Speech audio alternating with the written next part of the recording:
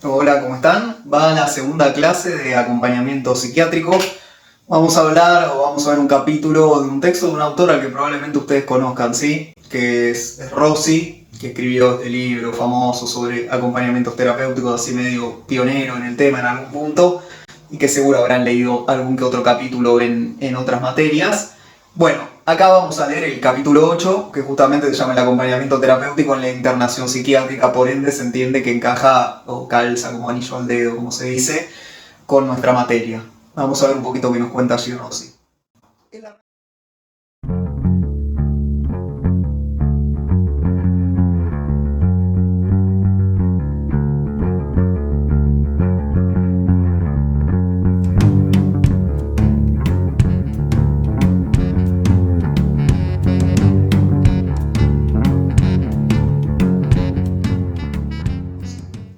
Él arranca hablándonos, con él me refiero a Rossi, no tanto del paciente en sí durante la internación psiquiátrica, sino de la institución psiquiátrica en sí.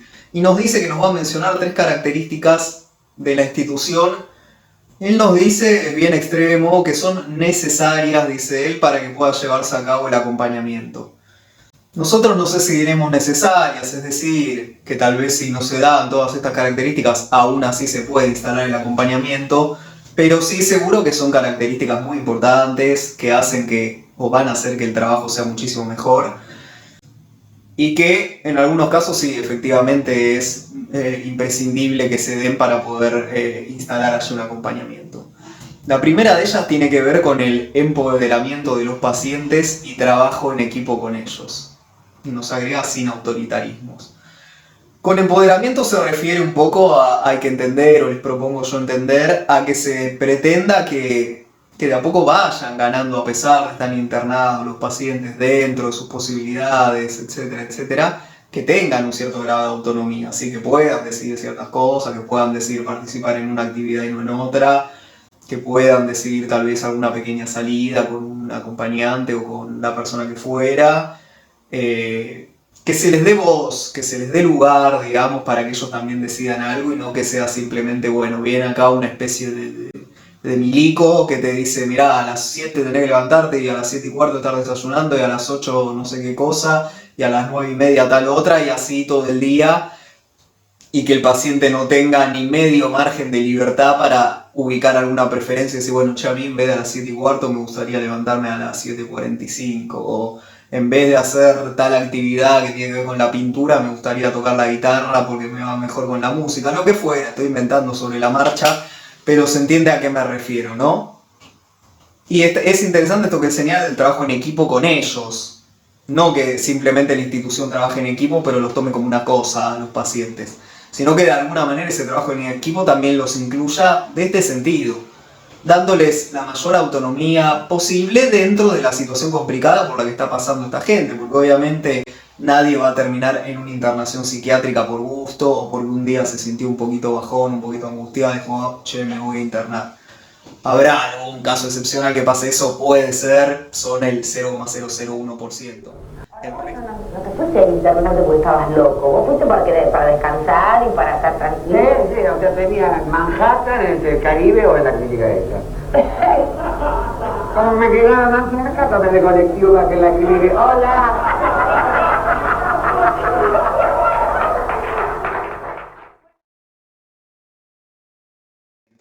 El resto que están internados en una institución psiquiátrica es porque les ha pasado algo complicado, así que bueno, tampoco se trata de darles la super autonomía y la super libertad y que hagan lo que les plazca, ¿no? Desde ya que no, pero sí que dentro de las características de cada uno, de cada una, puedan tener un cierto grado de poder para decir.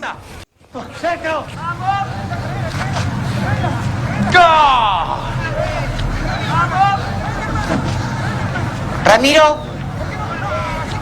Ramiro, son las 5, vamos. Te estás haciendo puentes, es tu primera sesión. No voy a ir. No tengo nada que decirle. Estando acá hay algunas cosas que vas a tener que cumplir. El segundo o la segunda característica que Rossi ubica como necesaria de la institución la nombra de esta manera. Dice, bueno, el primer objetivo tiene que ser la externación. ¿Qué significa esto? Que las actividades tienen que estar orientadas a reeducación y rehabilitación social de la persona, ¿sí? Y que tiene que pensarse a la intervención como un eslabón más del tratamiento y no como el tratamiento en sí. Y no me acuerdo si era un ejemplo, si lo inventé yo, pero bueno, da lo mismo para el caso, que creo que está en el texto, pero ahora mientras estoy grabando el video me vino la duda y bueno, si me voy a fijar no puedo grabar el video, en fin, nada. No importa, el ejemplo sería algo así como, bueno, quien está en terapia intensiva, no se piensa que ese es el tratamiento en sí, sino que es un momento álgido, complicado del tratamiento, pero es un momento más y donde se hace todo lo posible justamente para que esa persona salga de terapia intensiva lo antes posible. Ahora bien, siguiendo la analogía con terapia intensiva, se le intenta sacar lo antes posible, pero cuando está en condiciones para. Es decir, cuando se produjo alguna mejoría que posibilita el salir de terapia intensiva, no es que lo sacás porque lo sacás y a otra cosa. De la misma manera cuando Rossi dice, bueno, que el primer objetivo sea la externación, no se refiere a que lo despache de una patada, ya te imaginas dónde, viste, y diga, bueno, lo externamos y que sea lo que Dios quiera, no. Que se lo tenga el tiempo que haga falta allí adentro a la persona, pero que se tenga muy claro en el horizonte que la idea no es que se quede ahí, pobre tipo, como solía pasar y como lamentablemente creo que hoy en día también sigue pasando, tal vez en ciertas instituciones públicas donde las personas estaban ahí eternamente. Si alguien se acuerda de casualidad, esa miniserie Sol Negro, que era así de la onda de Ocupas, allá lejos por el 2000, 2001, con Capusotto, Urdapilleta, bueno, no me acuerdo, un par de actores así copados, que estaba tipo ambientada en el Borda, creo, y trataba un poco de estas cosas. Bueno, como ven, no me la acuerdo muy bien la serie, pero me acuerdo que algo tenía que ver, en fin, y donde se mostraba pacientes que estaban internados hacía 150.000 millones de años. Bueno, Rossi se refiere a eso, a que sea una institución que tiene clara que la idea es que lo antes posible la persona pueda abandonar esa institución y seguir su vida en la calle, digamos, en su casa, como el resto o como la mayoría de los seres humanos. A la tercera característica le pone un nombre medio raro, tal vez no del todo claro, ahora le iremos desmenuzando. Nos dice que esta tercera característica tiene que ver o tiene que ser una institución que haga un análisis y una interpretación de todas las conductas del paciente. Como digo, ahora la vamos a desmenuzar porque si no rápidamente me van a decir, no, como interpretación o como análisis, nosotros en tanto que ATIS no debiéramos hacer eso, y tienen su razón en parte, por supuesto. Por eso intentaremos ver un poco a qué se quiere referir Rossi con esto, y también desde ya que no tenemos ni que seguir al pie de la letra ni que estar 100% de acuerdo con lo que diga Rossi. Tomaremos algunas cosas que nos sirvan y que nos gustan más, y aquellas en las que no estemos de acuerdo, bueno, las discutiremos y veremos qué hace cada uno el día de mañana. Con esta especie de título Rossi se refiere, o entiendo al menos yo, pareciera que se refiere a eso, leyendo y releyendo el texto más de una vez, que la apunta a que, bueno, se vea cómo y qué hace la persona, el paciente, es decir, en cada actividad, en cada tratamiento de los que participa dentro de la institución, es decir, que no sea simplemente, bueno, viste, hoy como decíamos hace un rato, hoy a las 10 tiene clase de pintura, viste, que vaya y pinte. ¿Y qué pasa ahí? Nos importa un bledo, lo único que nos importa es que cumpla con su horario y con la actividad que debiera hacer a determinada hora. Él dice, no, bueno, tiene que ser una institución que ponga el ojo en qué le pasa allá a la persona con esa actividad, ¿sí? Si le gusta, si no le gusta, qué manifiesta a través de sus pinturas, si como excusa con la pintura termina hablando de alguna cuestión de su familia o de algo de su padecimiento, de lo que fuera. Es decir, que haya alguien allí ocupándose de ver un poco qué le ocurre a esta persona y de intentar leer los efectos que van produciendo estos distintos tratamientos, que no sea una cosa meramente automática, bueno, vení acá, hacelo cumplir ahora y otra cosa, sino de no, esto vamos viendo un poco qué te pasa con la pintura, qué te pasa con la música, qué te pasa con la terapia grupal, qué te pasa con la terapia individual, etcétera, etcétera, qué te pasa con la medicación, y en función de eso que la institución vaya adaptando, readaptando lo que tenga que adaptar para adecuarse lo mejor posible a lo que esta persona está necesitando en ese momento de su vida.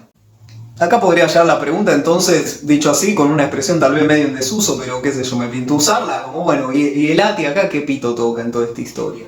Rossi no lo pregunta así, pero más o menos. Él dice, bueno, acá tenemos que pensar que el acompañamiento terapéutico es un recurso más en el tratamiento. Y dice una frase que me gusta, que la estoy citando de memoria, pero es algo así como que ayudaría en la reparación de aquello que se deterioró en el sujeto, además de lo que sería la tarea del acompañante propiamente dicha. Me parece que está bueno esto de pensarlo como un recurso más en el tratamiento, ¿sí? Y porque efectivamente es eso, digo. Así como el paciente tendrá otros subtratamientos dentro de esa internación, los que yo iba mencionando, de clases ligadas al dibujo, a la pintura o a la música, una terapia grupal, que estoy nombrando más o menos los que suelen ser relativamente típicos, podrían ser otros, digo, podrían variar de acuerdo a las personas y a las instituciones, pero bueno, el acompañamiento vendría a ser un elemento más allí, ni el más importante de todos, ni el menos importante, digamos que no podríamos juzgar a ninguno de estos elementos del tratamiento o estos recursos como más o menos importantes. Cada uno cumple su papel, cada uno tiene su importancia, su significado, y dependiendo de las personas, bueno, a alguno les servirá más, a alguno menos, etc. Pero nada, ninguno es desechable ni prescindible.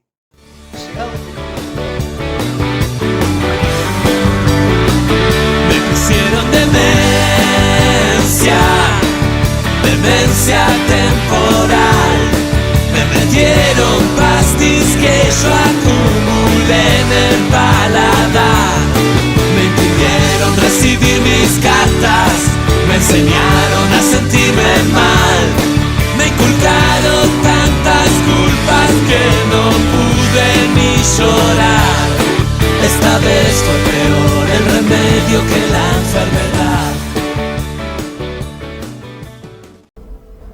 Perdón, entre la contratapa del libro de Foucault, la música, los fragmentos de series, las agudezas de Charlie, pareciera que el video tiene una postura así muy anti-neuropsiquiátricos. No necesariamente es mi postura, no necesariamente ustedes tienen que coincidir con eso, así fuera mi postura. Simplemente es que es un poco más fácil conseguir material de ese estilo que material que diga, che, qué buenos que son los neuropsiquiátricos, al menos yo mucho no conozco.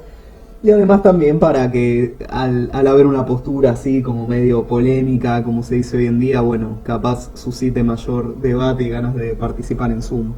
Lucho, por supuesto, viejo. Espero que... Llegado a este punto, entonces, así como Rossi por ahí al comienzo nos mencionaba características de la institución que serían imprescindibles según él para que se pueda instalar un acompañamiento, luego nos va a hablar de qué funciones serían tal vez las más típicas, las más esperables, las más cruciales de un acompañante terapéutico en la internación psiquiátrica o durante este proceso de internación psiquiátrica. Primera función que nos ubica, son 5 en total la que nos vamos a mencionar, si no recuerdo mal. La primera de ellas es la elaboración del proceso de internación psiquiátrica. ¿Qué significa? ¿A qué se refiere a elaboración? Bueno, a ver, ¿cómo explicarlo lo más sintéticamente posible? Es un término que claramente toma de la obra psicoanalítica, el de elaboración, y que la elaboración tiene que ver, o como lo usa Freud, con todo aquello que haya tenido efectos traumáticos para la persona. Si aquello que fue traumático para uno deberá o tendrá que ser elaborado más temprano que tarde si uno pretende seguir viviendo más o menos bien. Hay que pensar que desde ya la internación o todo lo previo que desembocó en la internación, o las dos cosas, ¿por qué no?, van a haber sido algo desde ya muy traumático para la persona. Entonces el ATI puede cumplir esta función un poco de intentar elaborar algo de eso. Sobre todo también de ir ahí como una especie de elemento moderador, lo nombra Rossi, frente a las distintas instancias de la internación, ¿sí? Es decir, la persona que terminó internada no tiene por qué pertenecer al mundo de la salud mental, no tiene por qué tener la más pálida idea de cómo funcionan las cosas allí.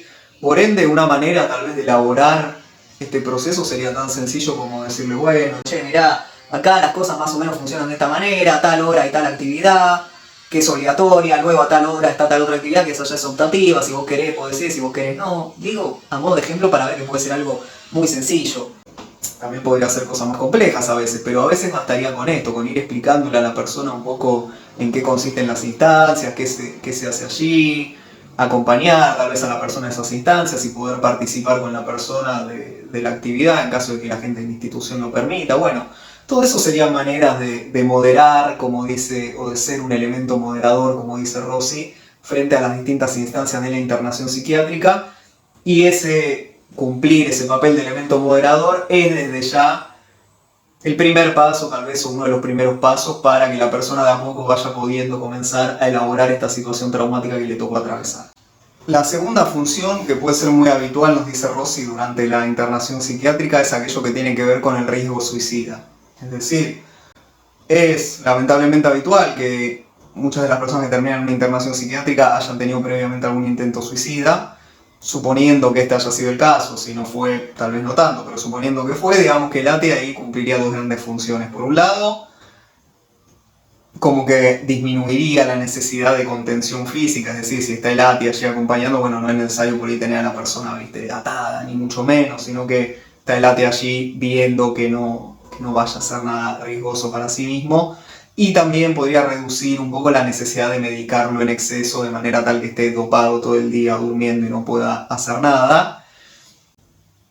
Y si vamos un poquito más lejos, podemos pensar que el tratamiento que se haga con el acompañante podría ser un elemento más que ayude a la restauración de aquellos aspectos de la persona que la locura devastó, nos dice Rossi.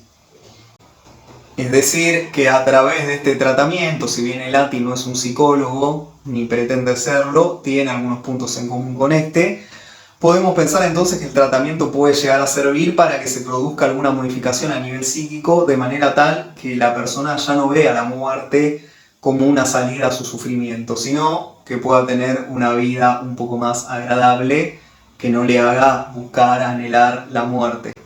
Como tercera función más o menos típica nos menciona algo que tiene que ver bastante con esta que acabamos de hablar del riesgo suicida, que es el riesgo autoagresivo, es decir, de que la persona se lastime a sí mismo, sin llegar a que esto devenga en un intento por matarse, pero que se haga algún corte o lo que fuera. A ver, por un lado tenemos que agregar que la ATI cumple las mismas funciones que dijimos para el caso anterior, ¿sí? Poder evitar la contención física, la medicación excesiva, etcétera, etcétera. También habría que agregarle que el ATI podría ser alguien allí que ayude con todo el equipo y con otros profesionales, a ver un poco qué función cumplen esas conductas, ¿sí? A intentar interpretarlas, a intentar de alguna manera entender qué habría por detrás de estas conductas autoagresivas. Acá voy a hacer un paréntesis pequeño o no tan pequeño, un paréntesis así, pongamos, yo qué sé. Malísimo el chiste, perdón. Y les voy a contar una situación que me contaron una vez donde me parece que se puede ver muy claro la importancia de interpretar estas conductas. Voy a hacer así mejor, es una idea que acabo de tener acá en este preciso instante, en vivo y en directo cuando estoy grabando el video. Les voy a contar solo una parte del recorte, es decir, no les voy a contar todo en el desenlace. Y esta viene a ser la pequeña actividad que tienen para esta semana en esta materia.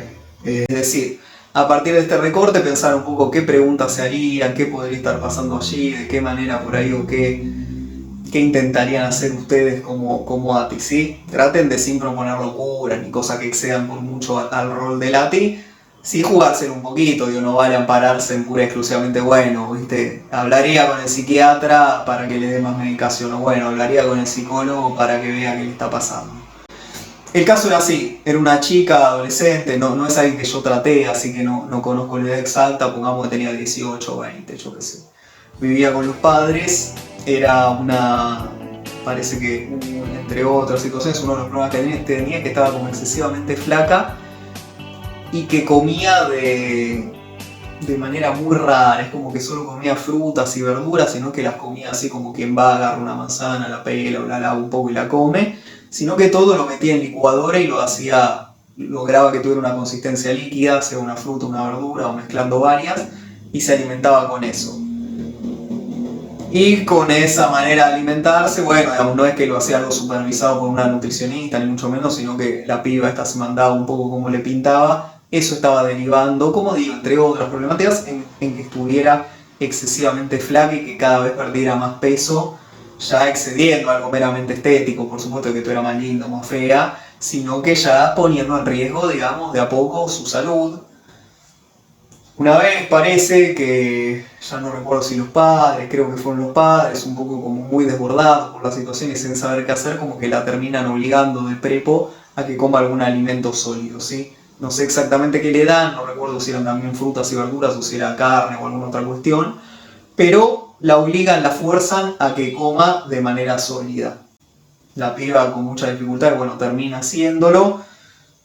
No recuerdo si ese mismo día, unas pocas horas más tarde, al día siguiente, que ella en algún momento se va a bañar. Parece que tenía el hábito de darse como unos baños relativamente largos. Ven que demoraba lo habitual entrar al baño, la piba se había hecho montones de cortes en los brazos y estaba ahí como poco a poco desangrándose en la bañera.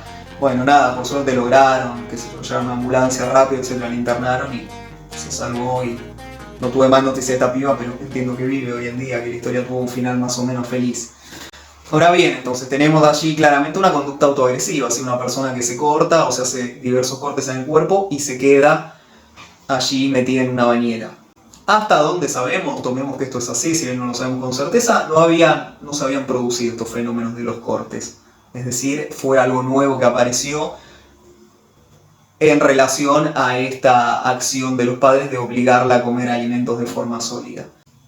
¿Qué pensarían allí ante esa situación? Ya sé que es poquito, no le pretendo que se les ocurra la gran pregunta del año, ni ninguna gran intervención gran, simplemente como, aunque sea una, dos, tres cositas que a ustedes les surjan como inquietud a partir de esto. Después en Zoom yo les contaré un poco el final de la historia. Y recuerden que este es un buen caso o es un buen recorte que nos permite ver la importancia de interpretar y de poder leer y poder comprender qué función efectivamente están cumpliendo estas conductas autoagresivas, ¿sí? Dejamos este punto, entonces pasamos al cuarto. El cuarto, esta cuarta función más o menos típica que nos menciona Rossi, entre paréntesis fue escuchar todo esto como que a uno no le da mucha gana de meterse en acompañamientos que impliquen una internación psiquiátrica, pero bueno, es otro tema ese y tal vez llega el caso lo podamos charlar también un rato por Zoom. Pero él nos habla acá del riesgo heteroagresivo, es decir, autoagresivo significa agredirse uno mismo, heteroagresivo, agredir a otros o a otras. Nos hace un par de aclaraciones acá, Rossi, más allá de todo lo que decíamos antes de la medicación y la contención física que podría correr para este caso, Rossi nos dice, bueno, por un lado, ojo que la violencia es diferente de acuerdo a la patología, a la problemática que derivó en la intervención, ¿sí? Digo, no es lo mismo si el que está internado es por una adicción a una sustancia, por ejemplo, si está internado porque es un caso de paranoia, de un tipo que alucina y tiene un delirio de que lo quieren matar, o lastimar, o envenenar, o robar, o lo que fuera, etcétera, etcétera. Digo, en ese sentido puede ser que, no sé, que el que es adicto reacciona violentamente, pues está con un síndrome de abstinencia insoportable. Charlie, bueno, ¿cómo estás? Estoy bien. ¿Estás bien? Hace 24 horas que estás en la calle. ¿Qué fue lo primero que hiciste cuando te llegaste a tu casa? No te lo puedo decir porque por eso me internaron.